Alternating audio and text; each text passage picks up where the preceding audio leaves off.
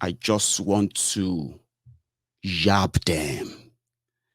Yab them, those who believe they were smart to have conspired with Boko Haram, the terrorist apologists from the Sahel, for power, money, fame, and every other things that they might have hoped for. Today, the only thing that Boko Haram and APC, Egbekegbe, brought upon everyone, including those who parlayed with them, is mystery, poverty, death, terrorism, things that make you feel like maybe they should have started regretting their action, but no, they've learned nothing. I have realized that those who brought Boko Haram to power have learned nothing. They are scheming again. But this time around, they didn't know that if you want to dine with the devil, you need to have a very, very long spoon. I'm going to name names. I'm going to mock you. I'm going to laugh. I'm going to tell you the truth. And I'm going to tell you what I think you should be doing. The northern Nigeria who have proved to everybody that Nigeria agenda is only Nigeria agenda as long as it suits the northern leeches, parasites. See, if you are from the northern Nigeria, sometimes you might actually see me as somebody that doesn't really appreciate you or value you. No, no, no, no. In fact, when I talk, I love to be a bit specific with who I'm addressing, because I know that using a blanket statement on the generality of the people is totally unfair. And that's why I don't use it. However, we know that your elite, I don't know how many of them that are actually so different, but the elite, the Fulani elite from the north, political elite, religious, and all of them, they have one agenda. And that one agenda is to keep Nigeria what it is now, even worse. And in all of this power tozu agenda, this and that, if you look very well, if you are from the northern Nigeria, all right, if you look very well, you realize that none of these, their agendas over the years, none of them really served any of your own interest. When they put the number down, when they say, okay, yeah, let's check the number and compare the numbers, they'll say, the poverty capital of the world, oh, the northern Nigeria take the chunk of that statistics. The, educationally disadvantaged region, they'll say, oh, northern Nigeria takes a share of it. Then you ask yourself, before this advent of terrorism 10 years ago, your elite brought terrorism in order just to, one way or the other, keep or, grasp power. It backfired because they never cared for you. They never cared about everyone, every living thing living in northern Nigeria, but they continue to make you believe that they care when they don't. So they brought terrorism.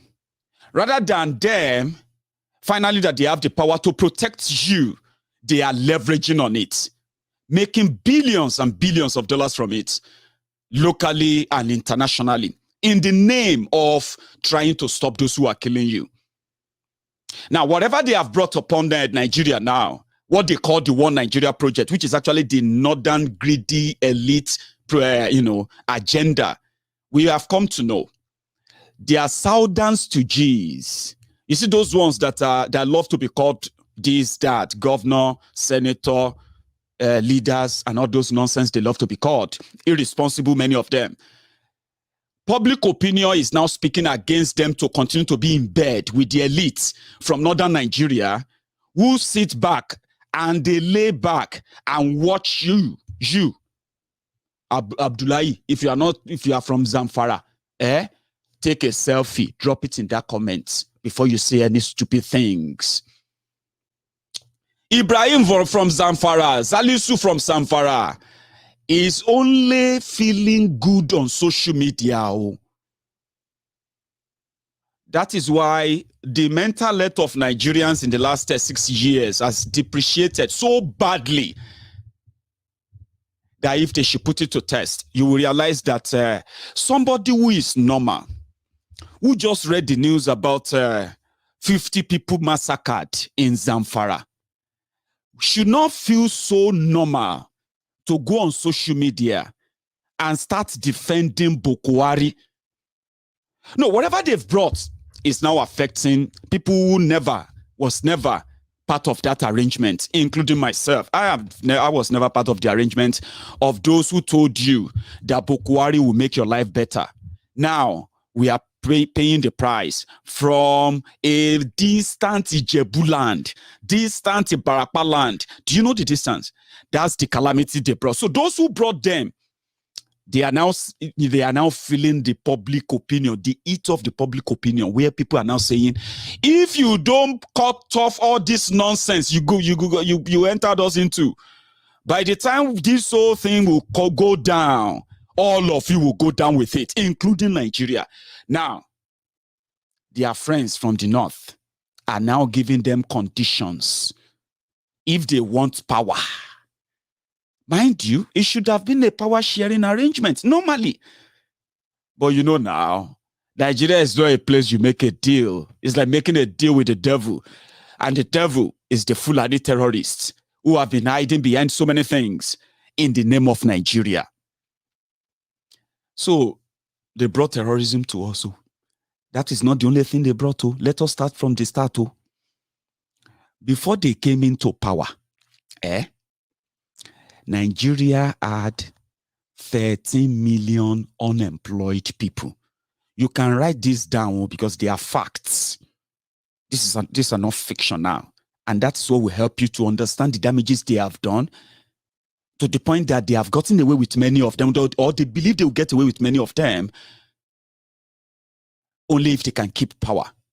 Now, for the first time, they feel threatened by what they have done and the consequences of that. So make a breakdown down for you, small, how this whole thing affects you. I am not here to talk about those they promised position, promised fortune, and promised this or that. Who gives a damn about all of them? But how did them coming to power affect and changed your life and changed everything as you knew them back then? It's not like we are not talking about 20 years ago. I'm talking about 6 years ago. 13 million people officially were unemployed. And from their statistics, they said over 40 million were underemployed. What is underemployment? Underemployment is when you are, let me say you have a higher education qualification. Let's say you have a secondary school qualification, or you have a ND or HND, all those qualifications that are not really degree yet. But despite the factor that, despite your education, right, you are working as a school teacher. You are even lucky. Well, let's use that. Maybe you are even a graduate, right? But you are working as a school teacher, earning in a private school, earning 10,000 naira. The minimum wage back then, I think, was 18,000 naira. That is next to, you may call it a job, something some of you call managing until something better comes, right? That is underemployment, but you still feel like you have a job. So they said about 40 million of you were underemployed in different categories, depending on what job you think you are doing. But you know that job will never pay for your rent. It will never pay for your children, school fees. It will never really take care of anything. But you are getting by, as you always said, right? You are about 40 million. And those who had no job were 13 million. In 6 years, you now have over 35 million officially unemployed people. And you now have over 80 million underemployed people. And the economy they created is what they call the trader money economy, the one that they will give you 10,000 naira to start a business so that you can be out of poverty. The one they will give you 30,000 naira to help your business, pure water business, so that you can be out of poverty. Those are the economy they created when a dollar was 198 naira to a dollar. Today, a dollar to a naira, a naira to a dollar is now 500 naira to a dollar. The minimum wage in Nigeria, they pegged it at 30,000 naira. They are not even paying it. So you might think you have job even right now, but by the time you compare all these variables, you will see how they destroyed you. And how did they do it? It is not corruption of stealing money alone. You know what they did? Nigeria is an import-dependent economy, which means Nigeria depends solely, Nigeria depends over 80% on importation to run the country, including petroleum. These guys came in and they said, in order to make the naira strong, they were going to make sure that oil drilled in Nigeria will be refined in Nigeria to save cost, save money from importation and all of that, and at the same time end subsidy. Well, they didn't strengthen the naira. They said they were going to diversify the economy and encourage more people to invest in agriculture, whereby more jobs can be created. They didn't do that either. Now, let's start with that of the petroleum. In one of their promises, they said they were going to build one refinery per year. So they should have built 6 new refineries by now. But when they came in, the refineries they met, the moribund cash swallowing refineries that the PDP spent money on for 16 years. When APC came in, APC spent over $10 billion, but you are not reading that from anywhere.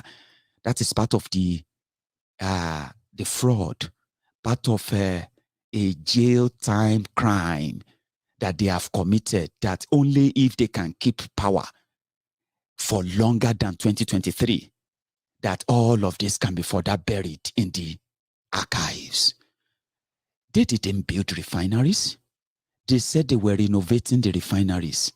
But first, they said they removed subsidy from 87 naira per liter of petroleum. That jumped to 145 naira per liter. 5 months after that, the report came out that they didn't remove subsidy. They were, in fact, paying more on subsidy, despite lying to all of you that the only way for the government to be able to build the country was to save money from subsidy.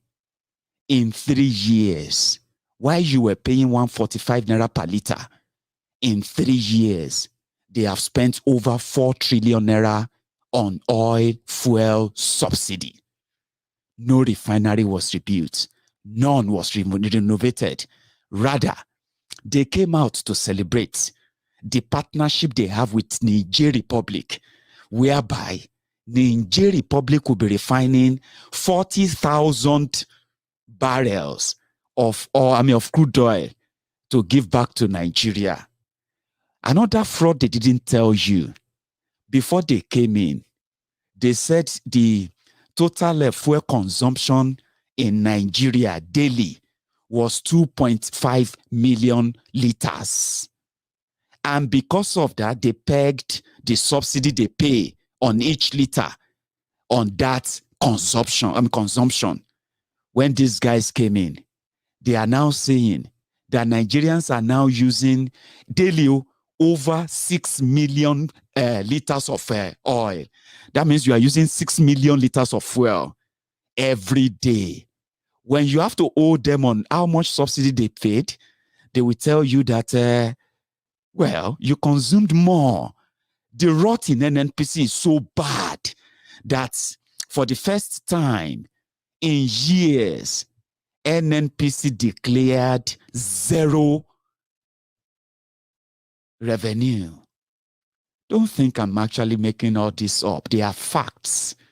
Now, they celebrated or a partnership with Niger Republic that will be refining 40,000 from 20,000 crude, 25,000 crude oil, to 40,000. And that will give you, I don't know, maybe that will give you 100,000 or 200,000 liters out of the 6 million that they have to import to make sure that you have fuel every day. Now, in order to make you feel like it's not because they don't have any plan, they have plan after all. There is a Dangote refinery. Nigeria as a country cannot build one single refinery that functions, that refine fuel for the people. No single one can be built and managed successfully.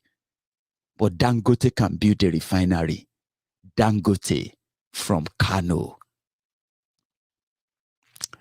It is so crazy, so sad for an average Southerner not to see all this economic sabotage that are deliberately targeted at all of you who dream big of how to build a real country than those who actually want to build a caliphate. They destroyed all that. Dangote refinery will save everybody. But you know what? We need to remove subsidy again. And to do that, you will begin to buy fuel for 250 naira per liter and above. And you don't need a refinery. Dangote is building one. And everybody will have to live by Dangote's dictates. Imported caliphate capitalism, where they robbed Peter to pay Paul. Dangote refinery, sponsored by the money stolen from Nigeria, stolen from you, but disguised, cleaned, and called loan from their partners from abroad. How wonderful.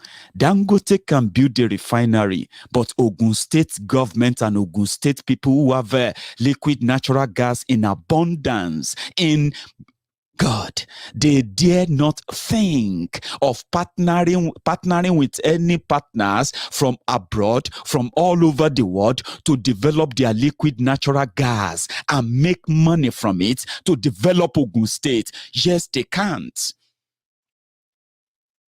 Imo people cannot develop, Abia people cannot develop their own oil deposit. They cannot refine all their own liquid natural gas as well, because they are part of Nigeria and they are not Fulanese. That's part of it. So, this same criminal government turned 35 million of you. Well, to be very, very honest, what they succeeded in doing was that while you were busy reading all the front, all this, Aspire to Maguire nonsense from Oshimbade and co. about the future that you have no idea about, they were busy pillaging the whole place, destroying the policy. They targeted the South in a never seen before in history. First, they destroyed the currency more by making Naira more valueless. And who do you really think spend the Naira genuinely for business? Southerners. They are those who don't get subsidy, dollar subsidy from CBN. They don't get dollar subsidy from anywhere. They don't get, discounted, what do you call it? Discounted interest rates from institutions simply because they have the presidency. The Southerners. And when you say the Southerners, please don't let us be economical with the truth. We are talking about the Igbos. They are the businessmen and women. Where you see Emeka International, yes, it's not somebody who is going to be bragging about with 5 wives, 6 wives, and 50 children paid for by the taxpayers' money simply because Emeka is a senator. No, Emeka is somebody who came from that generation of those they gave 20 pounds to after the genocide called the Civil War. Emeka come from that generation. He come from that ethnic. He come from that nationality. And he made his money in that rigged system.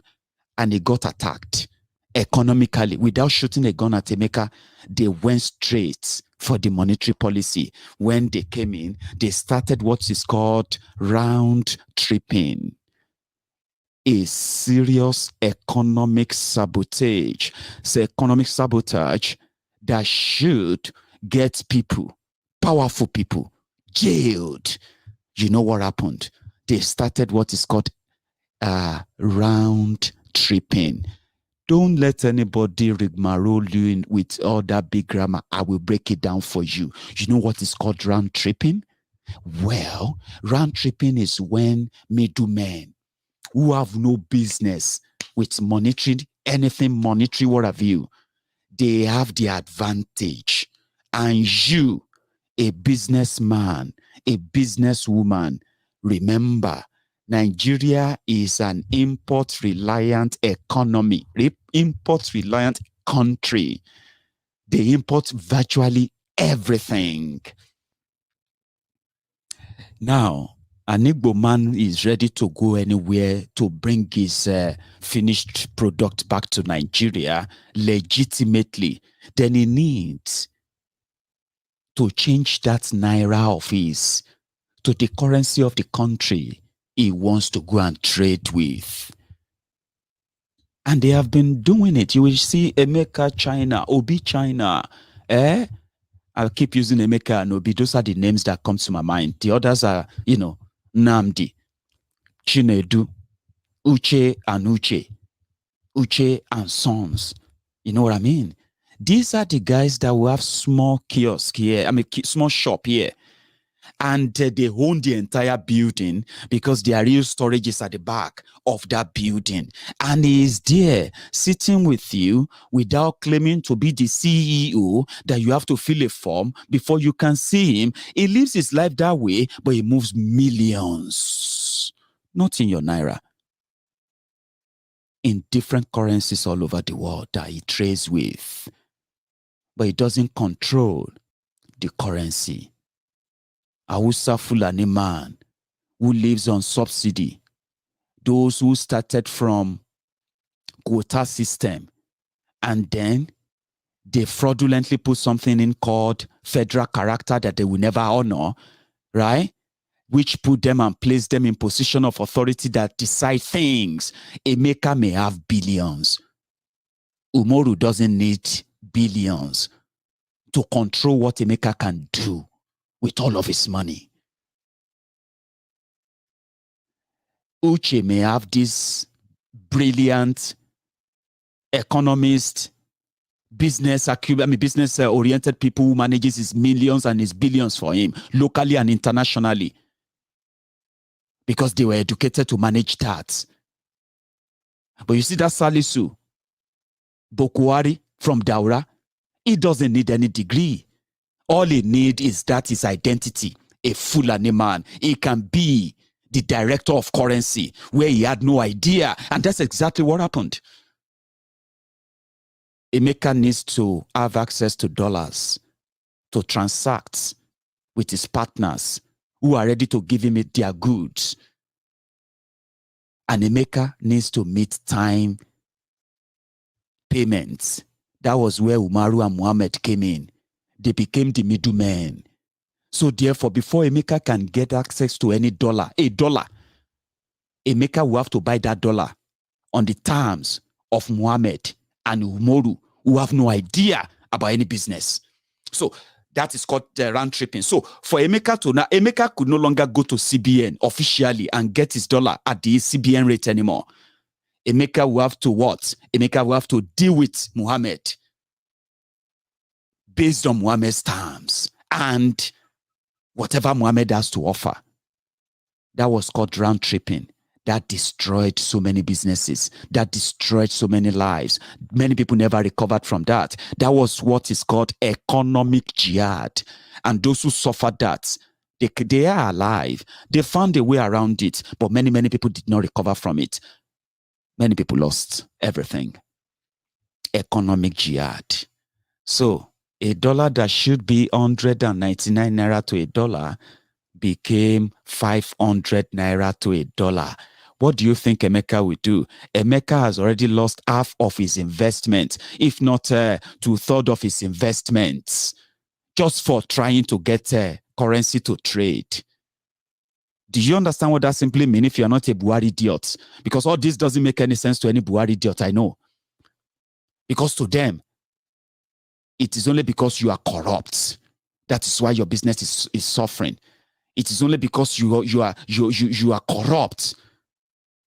That is why the custom is holding onto your import. It's not because you are an Igbo man. Don't let me even go there. For those who have suffered that target as well at the port. So when you finally bring your goods to Nigeria, you will need to clear them. And do you know who is in charge of the custom? Do you know who is in charge of the ports? Another Diko, another Umaru from somewhere in the north who has been told we are waging economic jihad on these people, but they have no idea yet. Why they targeted those ones for years. And so many, many businesses relocated from Nigeria. Unemployment skyrocketed. More people fell into poverty. Nigeria became the poverty capital of the world, and crime increased as well. Not just that, I just gave you an idea of how they targeted you without touching you. Then they unleashed terrorists on our farms. Another way that people survive in Nigeria under all manner of criminal government that has come and gone is that people resort to small farming, large small farming.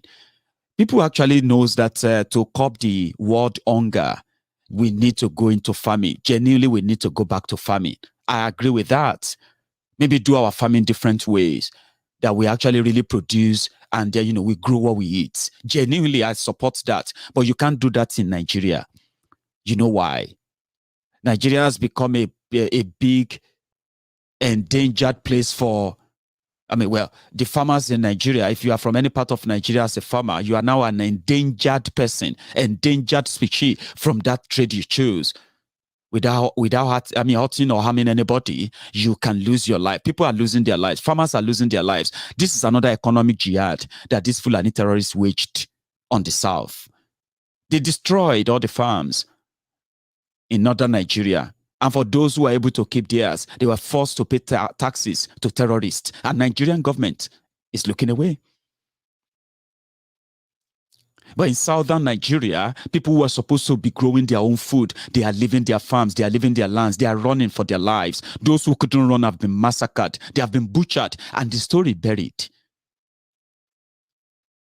So all of these are the reactions to what Buhari has made Nigeria, poverty capital of the world.